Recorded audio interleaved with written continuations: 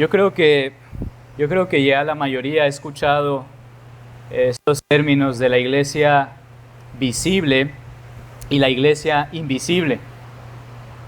Aunque algunos tienen cara como de qué está hablando, la iglesia visible y la iglesia invisible. No son términos que vamos a encontrar en la Biblia tal cuales, pero son conceptos que surgen de lo que entendemos que la Biblia enseña acerca de la iglesia.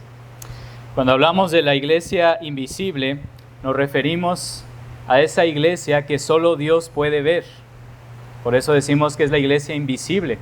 Y está conformada por todos aquellos que han nacido de nuevo, que han creído en Jesucristo y que están en todas partes del mundo y en cualquier tiempo, pasado, presente, futuro. Esa es la iglesia invisible. Pero la expresión visible llamamos la iglesia visible o la iglesia local, el cuerpo reunido que podemos ver con nuestros propios ojos. Ahora, a diferencia de la iglesia invisible, la iglesia visible está conformada por creyentes e incrédulos. Aquí entre nosotros hay creyentes y hay incrédulos. No solo eso, la iglesia visible está conformada por creyentes maduros y creyentes inmaduros. Por creyentes que tienen una fe firme y creyentes que tienen una fe débil. En otras palabras, hermanos, para decirlo de una manera más sencilla, la iglesia está conformada por pecadores que están en un proceso de maduración y santificación. Es por eso que muchos han dicho que la iglesia no es un museo para admirar a creyentes perfectos. Por supuesto que no. Tenemos muchas faltas. La iglesia tiene problemas porque está conformada de personas problemáticas. Pecamos de muchas maneras. Faltamos de muchas maneras. La membresía tiene faltas. Los líderes tienen faltas. Su pastor tiene muchas faltas. Y eso es lo que hace que a veces las relaciones en la iglesia sean difíciles y problemáticas. Es por eso que alguien ha dicho que vivir en amor con los santos allá en gloria, allá en lo alto, eso será una gloria. Pero continúa diciendo, pero vivir aquí abajo con los santos que conocemos, esa es otra historia. Allá arriba será una gloria, aquí es otra historia. Y eso podría llevar a algunos a preguntarse, bueno, hermano, ¿y entonces qué necesidad de unirme a una iglesia local? Si usted está diciendo que las relaciones entre hermanos está llena de problemas y conflictos y diferencias, y si yo ya soy parte de la iglesia universal, si ya he creído en Cristo, ¿para qué me uno a una iglesia? ¿Para qué involucrarme en los problemas de otra gente si ya tengo yo mismo muchos problemas? ¿Qué necesidad? Bueno, nosotros responderíamos que debemos unirnos a una iglesia local porque así lo dice el Señor en su palabra. Y aunque no es el tema de este sermón, encontramos muchas razones en las Escrituras. Ese es el ejemplo apostólico, ese es el ejemplo de la primera iglesia. De hecho, las cartas del Nuevo Testamento fueron escritas ¿a quién? A iglesias locales. El Señor Jesucristo se relaciona personalmente en el libro de Apocalipsis con iglesias locales. Y la Biblia es clara, hermanos, en que es en el contexto de la vida en una iglesia local, que creceremos, que maduraremos de una manera que ninguna otra cosa puede darnos. Ni de una manera individual, ni por medio de un seminario, ni por medio de videos en YouTube, ni por medio de libros. La iglesia local es la institución que Dios ha dado al creyente para crecer, para madurar. Sí, en medio de todas esas diferencias y conflictos que hay entre hermanos. Hermanos, la Biblia es clara, la iglesia local nos da bendiciones y beneficios que no recibiríamos de ninguna otra manera. Y aquí en nuestro texto encontramos algunos de ellos. Ay de aquel que camina solo, porque ¿quién lo va a amonestar? Ay de aquel que quiere caminar solo, porque ¿quién lo va a corregir? Porque ¿quién lo va a levantar? Ay de aquel que está desalentado y débil si no tiene una familia en la fe, porque ¿quién lo va a sostener? Eso es lo que vemos en nuestro texto. El apóstol Pablo, si van ahí a Tesalonicenses, el capítulo 1, escribe estas cartas después de recibir un informe de la situación de la iglesia por parte de Timoteo. Y lo primero que vemos es que Pablo está gozoso al saber que la iglesia en Tesalónica, aunque era una iglesia joven e inexperta, era una iglesia que estaba perseverando. Por supuesto, había algunas cuestiones en las que tenían que ser instruidos. Uno de los temas principales de Tesalonicenses es respecto a los últimos días. Parece que había confusión y algunos hermanos estaban desalentados al no saber qué pasaba con hermanos, con familiares que habían creído en Cristo, pero que habían muerto antes del regreso de Cristo. ¿Qué pasó con ellos? ¿Dónde están? Así que Pablo les escribe acerca de lo que él llama el día del Señor. No el día del Señor, el primer día de la semana, el día del reposo cristiano, sino el día del Señor, cuando sea la resurrección de los justos, el juicio final. Y Pablo escribe acerca de esto para consolar a los hermanos. Pero noten que un segundo tema en esta carta a Tesalonicenses es precisamente con respecto al Evangelio y las implicaciones del Evangelio en la vida diaria del creyente. Vayan conmigo ahí al capítulo 1, en el versículo 9, Pablo les recuerda que ellos eran antes idólatras, pero que por la gracia de Dios fueron escogidos y convertidos para servir al Dios vivo y verdadero. Que Cristo murió por nuestros pecados y resucitó por nosotros al tercer día. Capítulo 5, versículos 9 y 10. Recuerda a la iglesia que Jesús murió por nuestros pecados y que no recibiremos la ira de Dios, sino la salvación. Como consecuencia, capítulo 4, versículos 1 en adelante hasta el 10, nos enseña de cómo debemos vivir aquellos que hemos sido redimidos, aquellos que hemos sido llamados del mundo para el nombre del Señor, cómo deberíamos andar. Noten que la preocupación de Pablo no era únicamente que estas personas hubieran creído en Cristo. Ahora su preocupación es que anduvieran de una manera digna de su llamamiento. ¿Cómo deberían vivir los cristianos? Bueno, dice, apartándose de inmoralidad, apartándose del pecado, como hijos de Dios. También les instruye cómo deben relacionarse con sus líderes espirituales, lo que leíamos ahorita en nuestra lectura. Pero noten que otro tema importante es cómo deben relacionarse los hermanos unos con otros. Y aquí debemos elogiar a la iglesia en Tesalónica, porque noten lo que les dice Pablo, capítulo 5, capítulo 4, versículo 9. Dice Pablo que no tiene necesidad de instruirles acerca del amor fraternal, porque ya lo están haciendo. Pero sí les anima a que abunden en ello más y más. Capítulo 5, versículo 11. Confórtense los unos a los otros, edifíquense el uno al otro, tal como ya lo están haciendo. De manera, hermanos, que con este breve resumen del contenido de la carta, les pregunto, ¿qué estaba en la mente, en el corazón de Pablo respecto a la iglesia? ¿Cuál era su carga? ¿Cuál era la razón de su trabajo y de su fatiga y de su enseñanza? El bienestar de la iglesia, la salud de la iglesia, el crecimiento de la iglesia, la unidad de la iglesia, la madurez de la iglesia. Y es por eso que nos instruye en este tema tan importante. ¿Cómo deberíamos tratarnos unos a otros? ¿Cómo deberíamos responder especialmente a estos grupos difíciles que Pablo menciona aquí? Los desalentados, los indisciplinados, los de poco espíritu. Quiero decirles, hermanos, cuál es el tema principal de este sermón, para que lo tengan presente, y es lo que vamos a desarrollar. La iglesia no crece evadiendo nuestros problemas.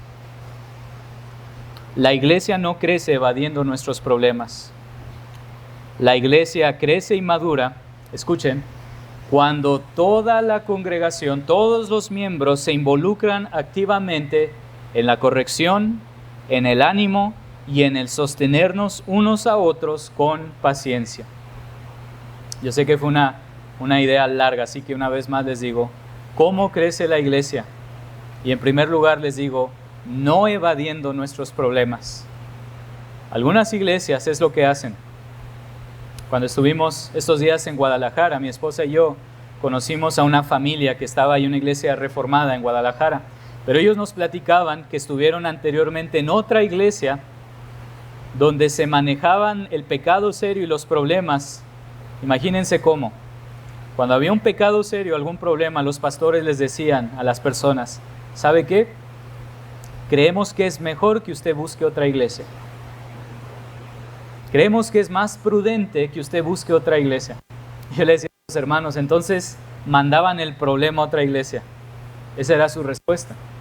Váyase a otra iglesia mejor.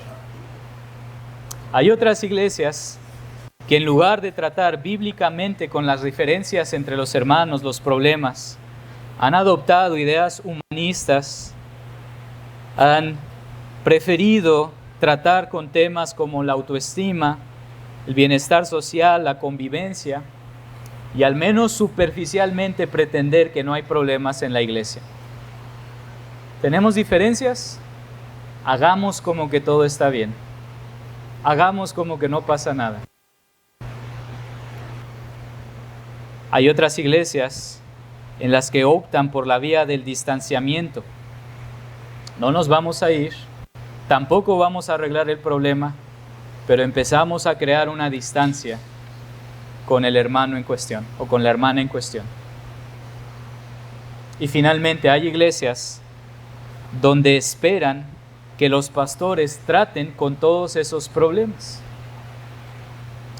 Si sabemos que la hermana Evodia está disgustada con la hermana Sintique, que el pastor lo trate, o que un líder lo trate. Por eso, vuelvo una vez más, hermanos, la iglesia no crece cuando evadimos nuestros problemas. La iglesia crecerá y madurará cuando todos sus miembros se involucren activamente en la corrección, en el ánimo y en el sostenimiento unos de otros con paciencia. Y repito esto de la paciencia, hermanos, porque vuelvan en sus Biblias allá, 1 Tesalonicenses 5, y noten cómo nuestro texto está en medio de una especie de sándwich. Los que tienen hambre, hasta se despertaron. Como un sándwich entre el versículo 13b y el versículo 14b. Y noten lo que Pablo subraya. 13b. Vivan en paz los unos con los otros. Luego están las exhortaciones. ¿Y cómo termina? 14b. Sean pacientes con todos. Hablaremos de corregir, de animar, de sostener, de exhortar. Pero el paraguas que abarca todas estas cosas es este.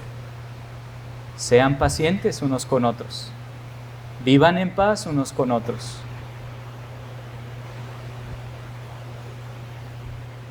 Hermanos, cuando pensamos en por qué estamos ¿por qué Dios me ha puesto en esta iglesia, Pacto de Gracia?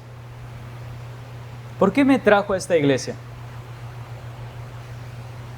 ¿Y por qué me rodeó de algunos hermanos que me cuesta mucho tratar? ¿Por qué el Señor puso a los miembros que puso en esta iglesia? Sí, al hermano, a la hermana que te es de mucha bendición, que amas de todo corazón. y también al hermano que te irrita nomás de verlo.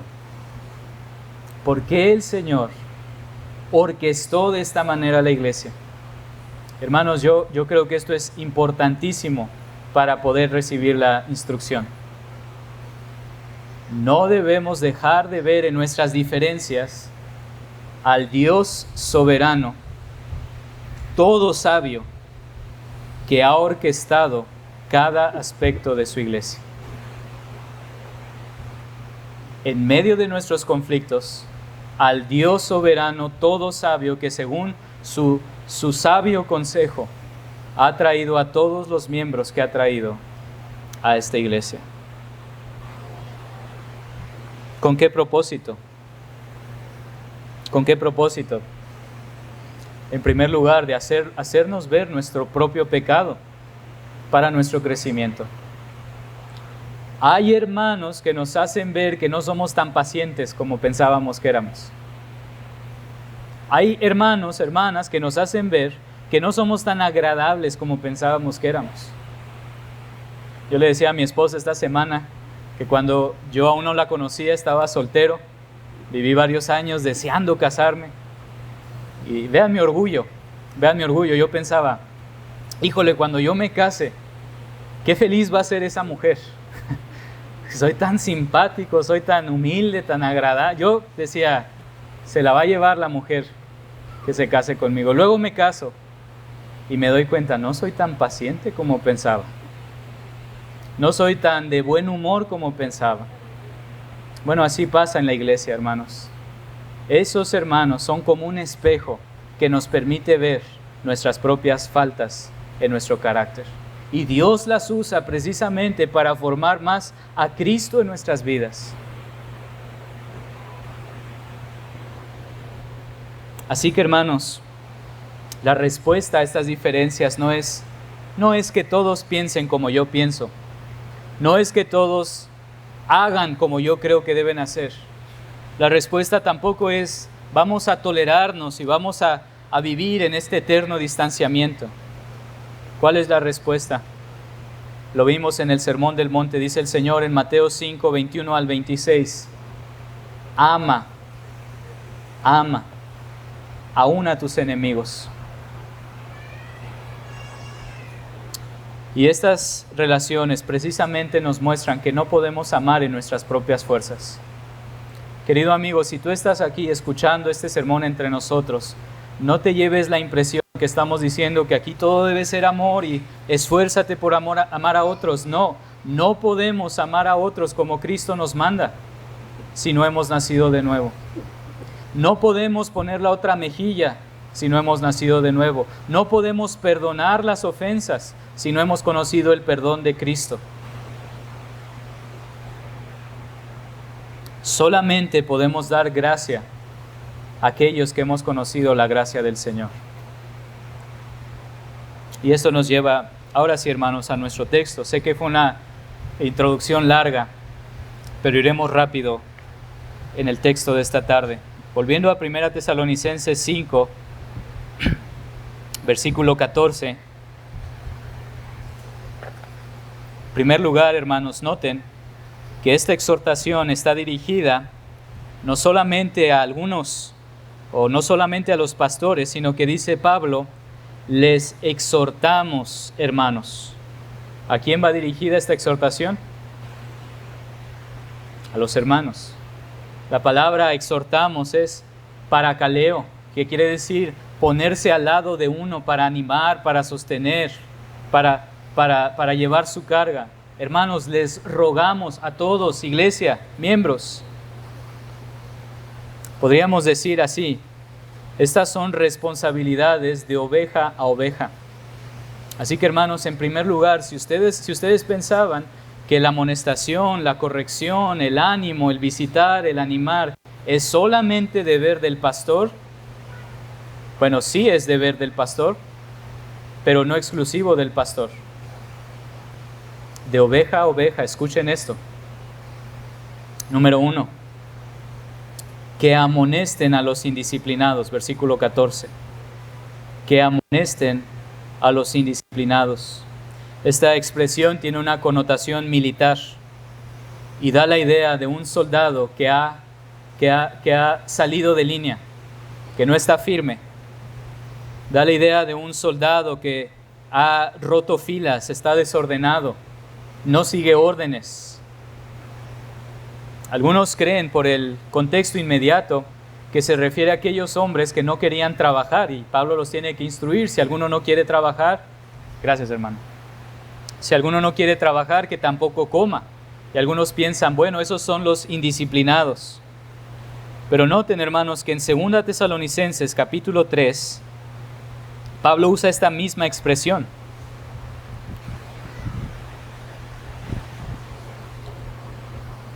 Y aquí amplía y se dirige a todo aquel que no vive conforme a la enseñanza que han recibido. Y usa la misma expresión, que andan desordenadamente o indisciplinadamente. Así que sí, el que un hermano no quiera trabajar constituye una manera indisciplinada de vivir. Pero dice Pablo, todo el que no quiere someterse, todo el que no quiere recibir nuestra enseñanza, está caminando de una manera desordenada.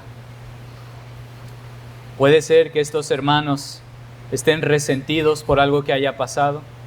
Puede ser que estos hermanos simplemente sean contenciosos, insubordinados, que les cuesta someterse. Pero son personas que están caminando contrario al rumbo de la iglesia, que están fuera de línea. ¿Qué hacemos con estas personas? No podemos decir bíblicamente, bueno, sigamos adelante sin ellos, ya que el Señor trate con ellos. Tampoco podemos decir, bueno, que el pastor hable con ellos. Vuelvo y repito, hermanos, esta es una exhortación para toda la iglesia. Amonesten a los indisciplinados. Les puedo decir, hermanos, que en mi poca experiencia, cuando un hermano está desordenado, caminando en indisciplina, ya esperan la exhortación del pastor. Y muchas veces hasta se crean una clase de escudo o evitan esa plática con el pastor. Pero pueden vivir cómodamente en esa indisciplina con el resto de las ovejas. Pero, ¿qué pasaría si toda la congregación toma la palabra, obedece el mandamiento y actúa cuando una oveja de entre nosotros empieza a andar desordenadamente? ¿Qué impacto habría en la iglesia? Esta es la idea, hermanos. Hay hermanos en la iglesia que están al pie de guerra, que son firmes, que están sirviendo, que están constantes, que están participando, que están apoyando. Y luego dice Pablo, hay otros hermanos que están fuera de orden, que no están comprometidos, que no están cumpliendo los votos que hicieron cuando se hicieron miembros, que no están poniendo sus dones al servicio de la iglesia, que no están involucrados con el cuerpo de la iglesia. ¿Qué hacemos? De oveja a oveja. ¿Qué hacemos? De oveja a oveja, acércate con ese hermano. Y en primer lugar, no vayas con un juicio personal. La amonestación no se basa en gustos personales. Asegúrate primero que si crees que ese hermano es digno de amonestación, haya razón bíblica. Y luego vas con él en oración. Vas con él con mucha humildad y mucha gracia. Vas con él buscando al hermano. Reciban este consejo, hermanos, con conversación y preguntas. A mí me pasó hace poco que había un hermano a quien tenía que exhortar. Yo creo que a nadie le gusta exhortar a otro. Y espero que no haya nadie aquí que diga, es mi ministerio favorito, exhortar. No, es temoroso, es incómodo, pero debemos hacerlo con gracia. Y yo me acerqué a este hermano y yo tenía que hablar con él, pero empecé haciéndole preguntas, sacando el tema. Y para mi sorpresa, este hermano solo confesó que estaba fallando en esta área. No tuve ni siquiera que decirle, él solo me dijo, estoy fallando en esta área. Bueno, ya no tuve que reprenderle, ya no tuve que amonestarle. Ahora le animé en lo que él ya había confesado.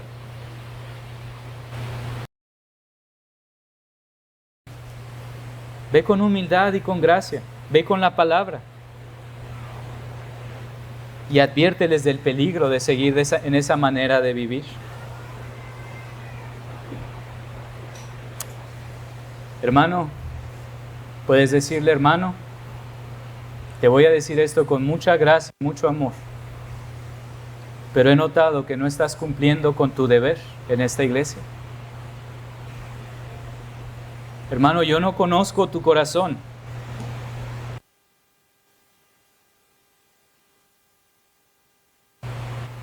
No te veo participativo. Yo no sé tu corazón, pero te veo indiferente. Te veo renuente. Veo que como que vienes con paredes a tu lado. Yo te lo digo en amor. Te animo, hermano, si está creciendo en tu agonismo por la iglesia, te animo que vuelvas de ese camino. Que amonesten a los indisciplinados. Y otra vez, indisciplinado es aquel que no está caminando en fila. Número 2. Que animen a los desalentados. Que animen a los desalentados. Y aquí la palabra en el original es aquellos de alma pequeña, los desalentados, aquellos que tienden a preocuparse demasiado, que toda la vida son obstáculos y desánimo y preocupaciones. Son hermanos que parece que nunca pueden elevarse por encima de sus problemas, siempre desanimados, siempre deprimidos, siempre afanados. Y tú te preguntas, hermano, ¿y eso por qué es problema para la iglesia? Bueno, porque son hermanos que a veces demandan mucho tiempo, mucho ánimo, mucho consejo y dan muy poco fruto. ¿Qué debemos hacer? ¿Cómo debemos tratar con los hermanos de alma pequeña? Muy sencillo, dice Pablo. Anímenlos. Anímenlos. Pablo se pone como ejemplo y dice en el mismo capítulo 1, se acercó a los tesalonicenses con la ternura como la de una madre. Otra vez, hermanos, no pienses que es tarea exclusiva de los pastores. Si tú ves que hay un hermano desalentado, a ver si el pastor se acerca. No, dice el apóstol Pablo, inspirado por el Espíritu, les rogamos, hermanos, levanten a esos de alma pequeña. ¿Tú sabías, hermano, que aquí entre nosotros hay personas que han venido el día de hoy con un alma pequeña, que han venido el día de hoy cansados? Y a lo mejor sí es un patrón, a lo mejor tú dices, es que ya los he animado, ya he hablado con ellos. Otra vez, paciencia. Hermanos, esto requiere tiempo. Requiere tiempo. Hay hermanos que a lo mejor estén en esta situación y no lo van a decir, no lo van a expresar, a menos que haya la confianza. Requiere tiempo de buscarnos. Tenemos una agenda muy apretada, muy llena, sí. Haz el tiempo de buscar a tu hermano. Se requiere cultivar amistades, cultivar confianza, cultivar cercanía, para que entonces sí puedas alentarlos con ánimo evangélico, puedas sostenerlos con las promesas del Señor Jesucristo.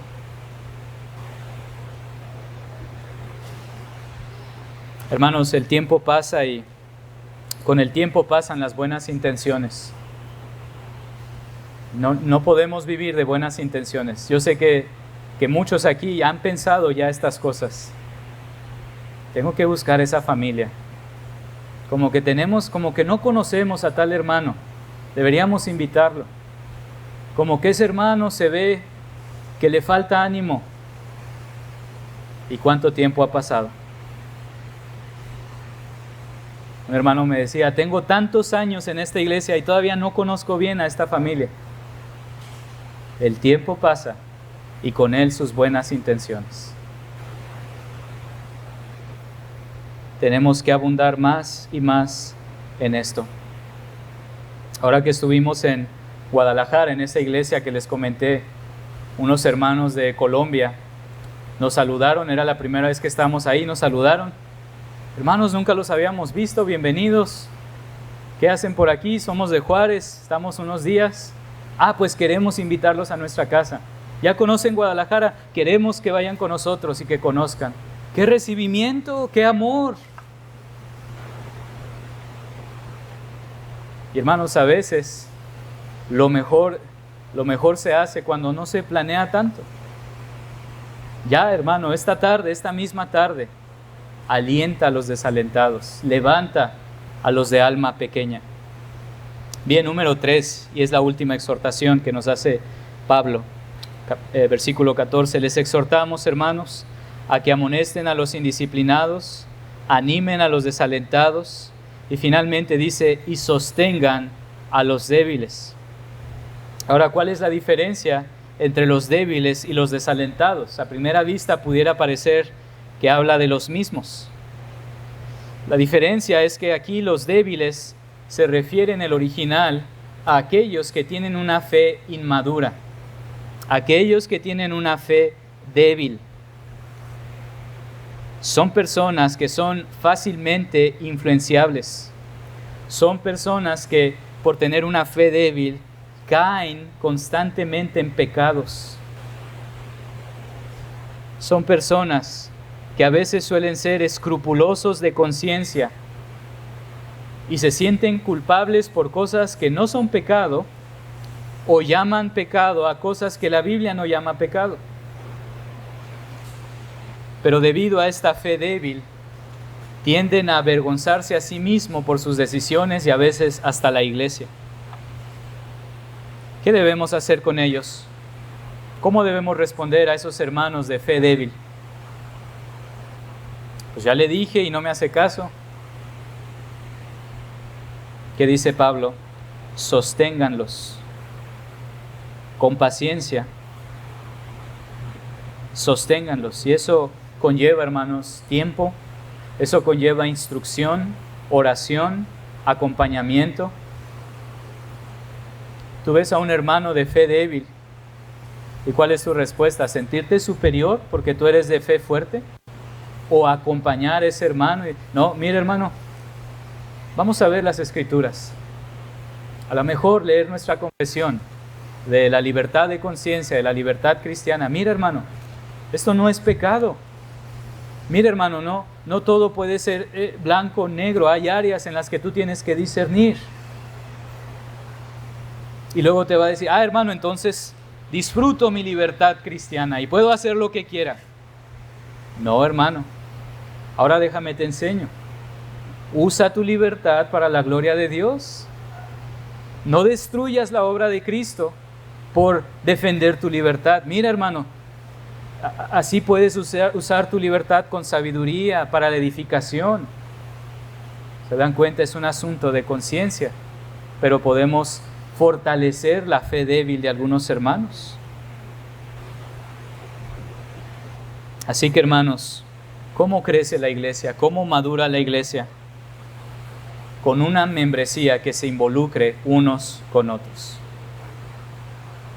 Y en todo eso, dice el versículo 14 y 15, sean pacientes con todos. Sean pacientes con todos.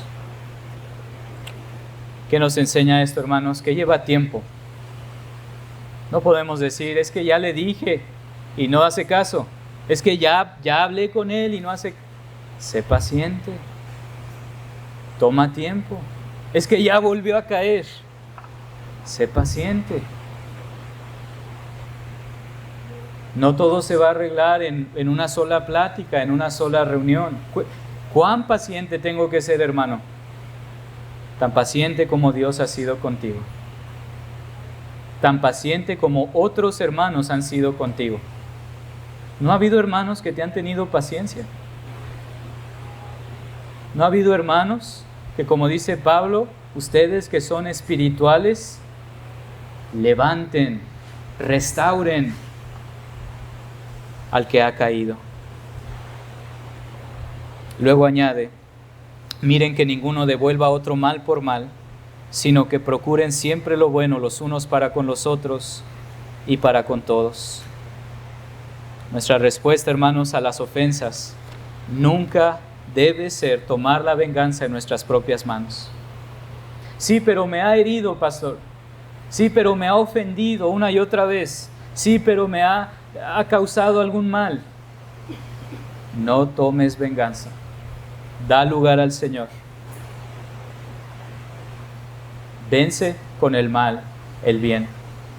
Y aquí lo que Pablo nos instruye es: haz todo cuanto esté en tus manos y tus posibilidades para hacer el bien a otros.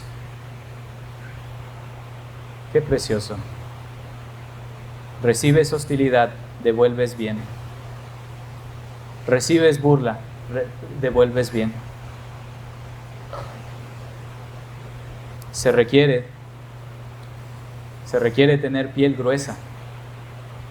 Les he dicho a algunos hermanos, se requiere tener piel gruesa y un corazón grande para poder responder de esta manera. Escuchen lo que dice un autor y con esto terminamos. Dice un autor: nosotros predicamos un evangelio de amor, pero muchas veces tratamos a los hermanos con indiferencia y antagonismo. Predicamos reconciliación, pero practicamos descalificación y murmuración. En vez de mostrar amor, paciencia, bondad, humildad y mansedumbre, dejamos crecer en nuestros corazones celos, contienda, envidia, rencor, suspicacia y división. A veces actuamos de esta manera. Por eso el Señor nos llama en esta tarde y quiere el Señor usar su palabra para hablar a nuestros corazones. Hermanos, procuren la paz con todos y no desatiendan la responsabilidad que el Señor les ha dado como miembros de amonestarnos unos a otros, edificarnos unos a otros, sostenernos unos a otros, animarnos unos a otros, instruirnos unos a otros. Cuando José fue vendido por sus hermanos y luego fue echado a la cárcel injustamente, todo este mal que le hicieron, los psicólogos de hoy le hubieran dicho a José: José, tú tienes toda la justificación de guardar resentimiento y tener algo de venganza en tu corazón y ahora que tú tienes poder, ahora dales una probada de su propia medicina. ¿Cómo respondió José? ¿Cómo respondió José? Ustedes pensaron hacerme mal, le dijo a sus hermanos. Ustedes pensaron hacerme mal, pero Dios lo cambió en bien. Y esa traducción no es tan buena. Realmente dice, pero Dios lo ordenó. Dios orquestó, sí, las mentiras y la traición y la maldad de sus hermanos para un bien mayor. Dice, para que sucediera como vemos hoy y se preservara la vida de mucha gente.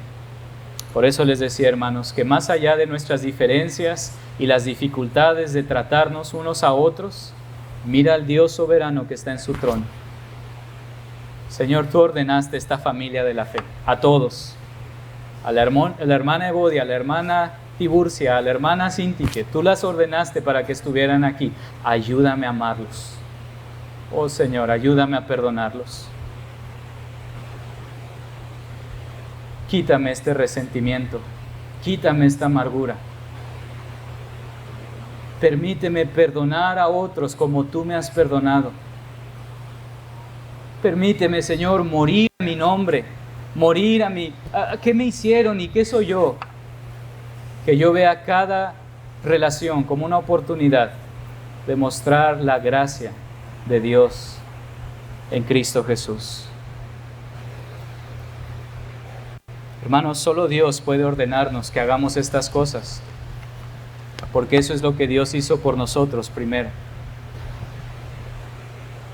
Solo Dios puede ordenarnos a perdonar, como Él nos perdonó en Cristo. Solo Él puede ordenarnos a amar de esta manera, porque así fuimos amados primero. Amén. Que el Señor bendiga su palabra. Vamos a orar. Señor, queremos darte gracias por tu palabra y rogamos que esta no vuelva vacía, sino que produzca fruto para tu gloria en esta iglesia Pacto de Gracia. Perdona nuestras faltas, Señor, perdona nuestros pecados, perdona nuestro orgullo. Perdona, Señor, que tendemos a tratarnos unos a otros muchas veces como pensamos que merecen ser tratados. Ayúdanos, Señor, a amar, a perdonar. Ayúdanos, Señor, a no evadir la responsabilidad que tenemos cuando uno de nosotros empezara a desviarse. Danos el valor. Perdónanos por temer al hombre. Danos la sabiduría también para instruir bíblicamente a las ovejas más pequeñas. Que podamos ser una iglesia sana y madura. Que tu nombre sea exaltado en esta congregación, porque te lo pedimos en el nombre de Cristo Jesús. Amén.